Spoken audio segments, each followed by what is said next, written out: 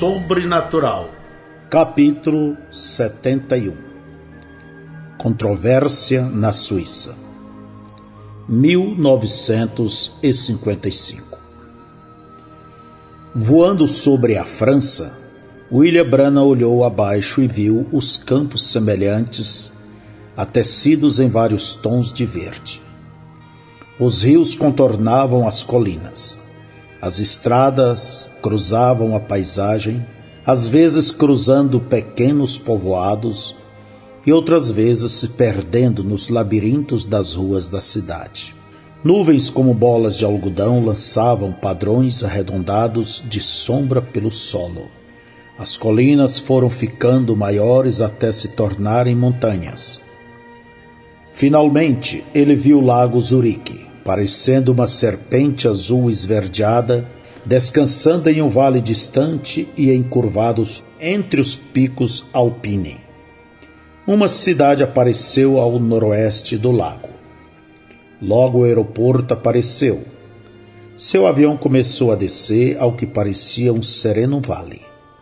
De fato, ele estava indo ao encontro de uma tempestade de controvérsias. Bill aterrissou em Zurique, Suíça, no sábado, dia 18 de junho de 1955. Viajando com ele estava Billy Paul Branagh, Fred Bowards, da Flórida, Miné Agarbritt, de Los Angeles, Califórnia, e George Gardner, de Binghamton, Nova York. Agarbritt e Gardner tinham organizado estas reuniões com o apoio do Companheirismo Internacional dos Homens de Negócios do Evangelho Completo. Bill estava agendado a falar por 9 dias no maior estádio de Zurique. O Dr. Adolfo Guggenbull, um advogado suíço, proprietário de um hotel, e o líder dos Homens de Negócio do Evangelho Completo, fez as preparações na Suíça e também serviu como intérprete para a equipe evangelística americana. A controvérsia, de fato, começou no início daquela semana com a chegada de um outro famoso evangelista americano, Billy Graham, que estava fazendo sua última pregação em Zurique. No mesmo dia que Bill chegou, Bill queria ir e ouvir Billy Graham falar naquela noite. Mas, cansado de seu longo voo, ele tirou um cochilo em seu quarto de hotel na maior parte da tarde e acordou tarde demais para ir à reunião de Graham. Felizmente, ele foi capaz de ouvi-lo em seu rádio em seu quarto. Quando Billy Graham pregou que Jesus era o próprio Deus manifestado em carne humana, Bill gritou "Amém", tão alto quanto podia, porque esta era a sua mensagem também. Naquela noite ele teve uma poderosa visão. Ele pareceu estar no ar, inspecionando um gigantesco globo. Os continentes da Europa e África ficavam abaixo dele, com todas as suas colinas e montanhas crescendo proporcionalmente de acordo com a escala do modelo. No pico mais alto das montanhas dos Alpes, perto da fronteira entre Alemanha e Suíça, estava uma águia alemã. O pássaro estava observando o homem cavalgando. O homem parecia um inglês aristocrata, vestido com uma vestimenta inglesa tradicional de cavalgar. Casaco e boné vermelho, calças brancas, botas de couro de cano comprido. Com aguçados olhos, a águia observava este homem cavalgar através da Europa e abaixo através da África, dirigindo-se ao Cabo da Boa Esperança. Billy ouviu o anjo do Senhor dizer: "Porque todos pecaram e destituídos estão da glória de Deus." A visão o deixou fraco, entorpecido e trêmulo. No domingo de manhã, ele acordou com o sino da igreja ecoando através do vale. Zurique tinha tantos sinos tocando de uma só vez que Bill brincou que o milênio deveria estar começando. Durante o café da manhã, o Dr. Gurgerbull mostrou-lhe um forte artigo de jornal sobre a cruzada de Billy Graham, que estava se encerrando na Suíça. Este artigo não tinha nada de bom a dizer sobre o reverendo Graham. O terno dele era caro demais, o perfume era forte demais, e o cabelo dele estava ondulado demais, como se tivesse passado horas em um salão de beleza tentando arrumá-lo. O repórter não gostou do estilo da pregação dele. Ele disse que o Sr. Graham balançava os braços selvagemente e gritava como um vendedor tentando vender sabão. Bill não era um estranho aos ataques da mídia, mas jamais antes tinha visto alguém ser criticado tão furiosamente sobre tais frívolos detalhes. O Sr. Gurgerbull explicou que esta não era a verdadeira aparência e modos de ser do Sr. Graham. Billy Graham estava pregando a suprema deidade de Jesus Cristo, que contradizia a doutrina da Igreja Reformada da Suíça, a mais velha, maior e mais influente denominação cristã na Suíça. As igrejas reformadas seguiam os ensinamentos de Zwingli, o mais importante reformador da Reforma Protestante na Suíça. Zwingli ensinava que Jesus foi o filho natural de José e apenas foi chamado o Filho de Deus. Bill pensou, se eles criticam um homem tão polido quanto o Billy Graham, o que eles dirão ao meu respeito? Na segunda-feira à noite, a primeira noite de sua campanha, Bill falou à sua audiência por 1h30, tentando elevar-lhes a fé e prepará-los para o culto de cura. Eu não clamo ser um curador. Jesus Cristo é o único curador. Eu não condeno doutores, hospitais ou medicina. Estes são dons de Deus para nós. Nem clamo tomar o lugar de um doutor, mas há muitas coisas que os doutores não podem fazer. Já que isto é verdade, nós temos um direito de pedir a Jesus para nos ajudar. Eu creio que Ele fará isto. Por quase 10 anos eu tenho visto Ele curar 10 milhares de pessoas em meu ministério, cegos, aleijados, deformados, coxos e mancos. Eu tenho visto Ele ressuscitar 3 pessoas, 2 deles nos Estados Unidos e um deles na Finlândia. Ele é o mesmo Senhor Jesus hoje como Ele foi quando Ele caminhou na terra. Durante o seu ministério terrenal, Jesus também ressuscitou 3 pessoas, a filha de Jairo, o filho da viúva de Naim e Lázaro. Ele poderia ter ressuscitado mais pessoas se o Pai tivesse mostrado mais a ele. Lembram quando Jesus estava no tanque Betesda? Ele parou onde havia um homem sobre uma cama. O homem tinha estado enfermo por 38 anos, não era algo que iria matá-lo. O lugar estava repleto de pessoas que estavam em pior condição que este companheiro. Jesus curou somente este homem, porque ele o curou, porque ele o tinha visto em uma visão.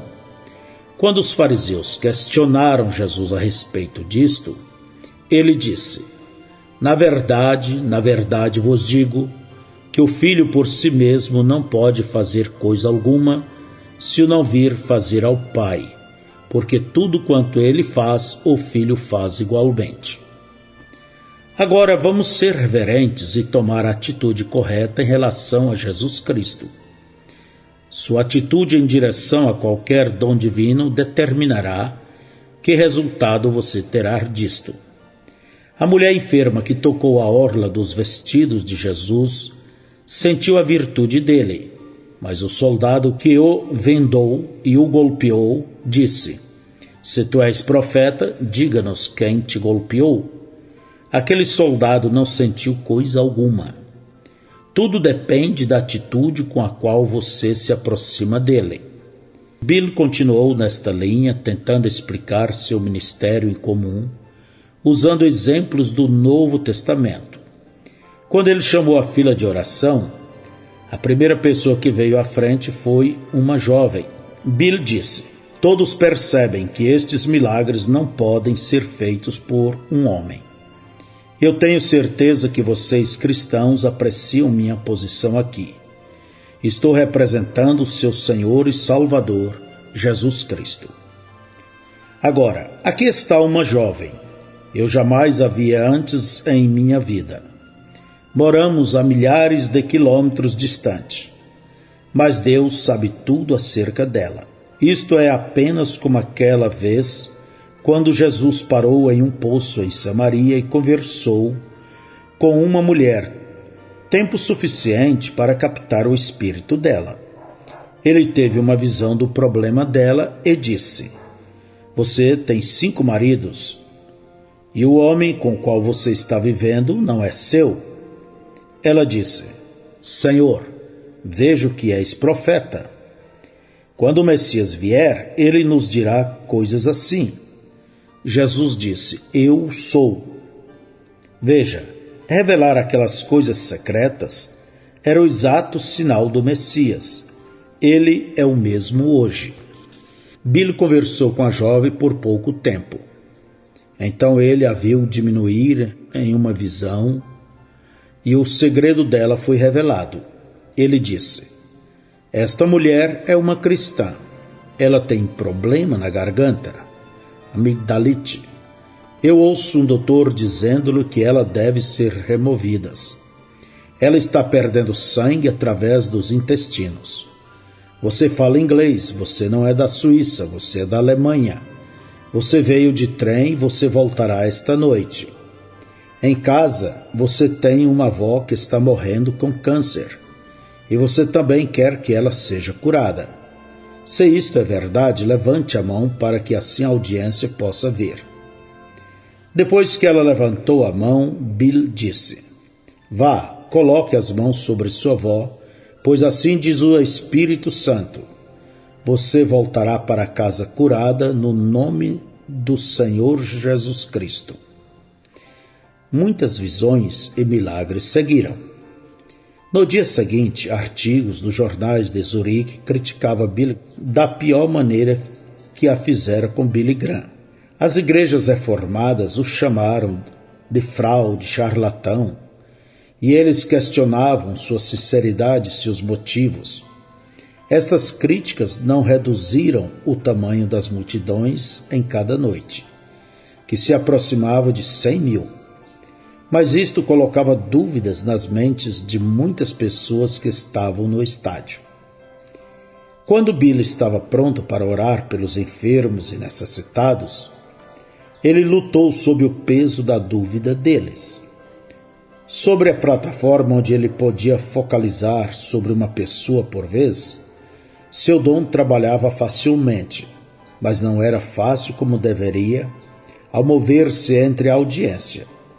Isto prejudicava toda a sua campanha, porque o propósito de seu discernimento era para elevar a fé das pessoas para que assim qualquer um que necessitasse de cura poderia recebê-la de Jesus Cristo. Naquela noite, quando a primeira pessoa na fila de oração se colocou diante dele, Bill disse: "O homem está começando a se distanciar de mim", que significava que ele estava observando este homem colher em uma visão. Ele tem câncer, que começou em seu lado e agora tem ido ao fígado. A menos que Deus o cure, ele logo morrerá. Voltando da visão, Bill disse à audiência: "Agora não há nada que vocês possam esconder. Esta voz falando há um momento atrás não era eu, seu irmão. Era Jesus Cristo usando a minha voz. O que acontecerá a seguir depende do tipo de aproximação deste homem. O que ele pensa sobre isto é que determinará o que ele receberá." Aparentemente, o homem cria que Jesus Cristo estava ali e era capaz de curar, porque depois que Billy orou por ele, ele se sentiu diferente. A terceira pessoa na fila era uma mulher. Bill disse: eu não sei nada sobre esta mulher. Quanto mais eu falo com ela, mais o Senhor Jesus me revela através da visão. Se Deus me disser por que você está aqui, você o aceitará como seu curador? Eu te vejo examinada por um doutor que diz que você precisa ter a bílis removida. Você não quer passar pela operação, e é por isso que você está aqui esta noite. Eu te vejo em um quarto orando por esta oportunidade. Isto é verdade. Tua fé tem te salvado. No nome de Jesus Cristo, seja curada. Bill podia sentir as ondas de dúvida vindo de todas as partes do estádio. Muitas pessoas pareciam ter a mesma atitude que eles teriam em um jogo de futebol. Por favor, não se levante e mova-se por aí. Bill disse: isto é muita irreverência, vocês estão perturbando o espírito. Ele discerniu os problemas de várias outras pessoas na fila de oração. E então ele se virou à audiência. Apontando a uma seção de assentos, ele disse: e quanto a vocês aí? Vocês creem de todo o coração? Isto é misterioso a vocês porque vocês jamais têm ensinado o sobrenatural. Vocês não entendem isto. Esta mesma luz que está me ungindo tem se movido sobre esta parte da audiência 3 vezes desde que cheguei aqui. E vocês não se movem a isto. Bem, agora cada um de vocês deveria estar de pé, curado. Ele está aqui. Vocês apenas têm que aceitar isto. Gradualmente o ceticismo encolheu e a fé aumentou. Centenas de pessoas na audiência reivindicaram suas curas no nome de Jesus. Quando Bill fez uma chamada de altar, 10.000 pessoas se puseram de pé e renderam suas vidas a Jesus Cristo. Uma cena similar se repetia cada noite. Então, no final da semana, seus patrocinadores estimaram que 50.000 pessoas aceitaram Jesus como seu salvador pessoal durante esta campanha. Nem todas estas pessoas eram da Suíça. Ao longo da semana, milhares de pessoas chegaram a Zurique, vindo de toda a Europa Central para ouvir Bill pregar. Miner H. Britt contou 180 ônibus da Alemanha alinhados no estacionamento do estádio. Durante o dia, vieram tantos estrangeiros à cidade que todo lugar público ficou movimentado. Para evitar quaisquer problemas que sua presença pudesse causar, Bill passou a maior parte do seu tempo livre em seu quarto, exceto uma manhã no final da semana, quando o anjo do Senhor disse-lhe diretamente: sai e vá ao lago. Bill pediu a seu filho para ir com ele.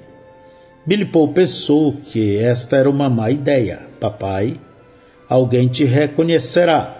Então você ficará preso no meio da multidão e teremos que chamar a polícia para te tirar de lá.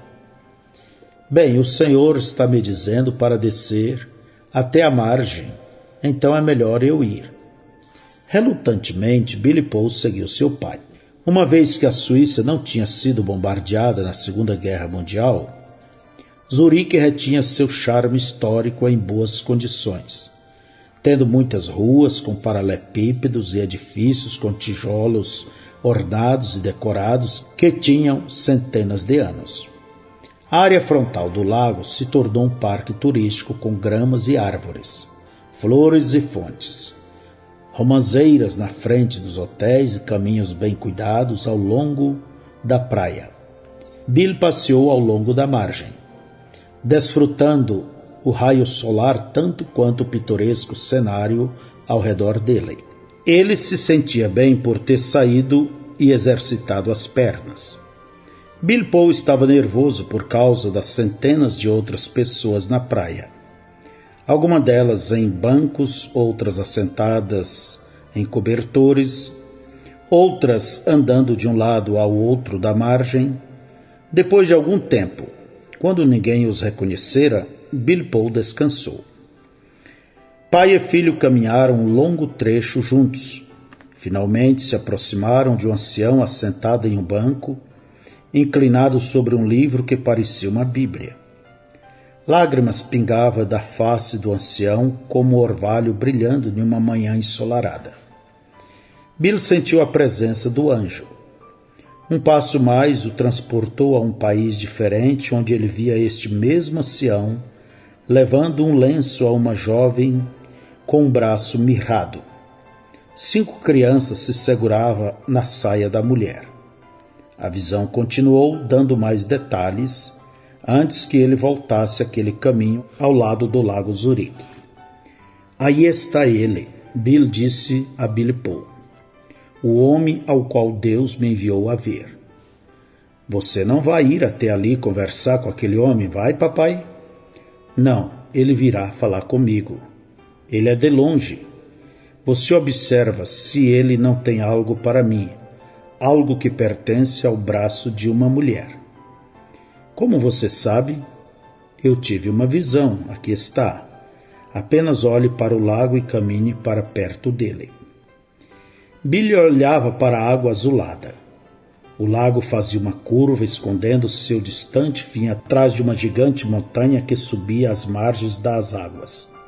Muitas árvores e arbustos pontilhavam os lados da montanha, e várias cachoeiras derramavam água de íngremes precipícios. Um barco passeou e enviou ondas sobre as margens. Bilbo disse, papai, aquele homem está nos seguindo. Eu sei disto.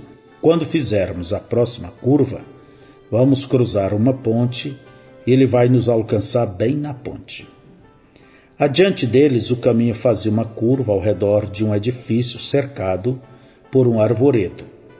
Ao redor da curva, eles chegaram a uma ponte sobre um rio que desembocava no lago. Quando eles estavam no meio da ponte, um estranho os alcançou. Irmão Branham, ele disse em inglês com sotaque pesado. Bill virou-se. O homem falou seu nome e disse que era da Rússia. Milagrosamente, várias centenas de russos tinham conseguido vistos para vir às campanhas de Zurique. Pegando um lenço branco da bolsa, o ancião russo o estendeu a Bill. Ele disse que em casa havia uma mãe que tinha machucado o braço tão gravemente que não sarava. Agora o braço dela ficara mirrado e inútil, dificultando a tarefa de cuidar de seus 5 filhos. O ancião queria que Billy orasse por este lenço e o rasgasse em 6 pedaços. Ele cria que quando ele retornasse à Rússia, Deus usaria aqueles 6 pedaços ungidos para curar aquela mulher enferma e abençoar aquelas 5 crianças. Billy orou pelo lenço, cortou-o em pedaços e o estendeu de volta. Então perguntou, como você soube que eu estava na Suíça? Ouvimos através do rádio da Suíça. Você já me ouviu antes em minhas reuniões? Sim, certa vez você orou por um menino morto na Finlândia, e Deus o trouxe de volta à vida. Esta história varreu toda a Rússia. Por anos eu quis te encontrar, mas como eu poderia passar através da cortina de ferro? Os comunistas jamais me permitiriam visitar as Américas. Então eu ouvi que você estaria na Suíça. Hoje é um milagre. Bill pensou acerca do homem no poço de Betesda e da mulher que tocou a vestimenta de Jesus. Como aquelas 2 pessoas há muito tempo atrás, e este ancião russo se aproximaram das promessas de Deus com a atitude correta.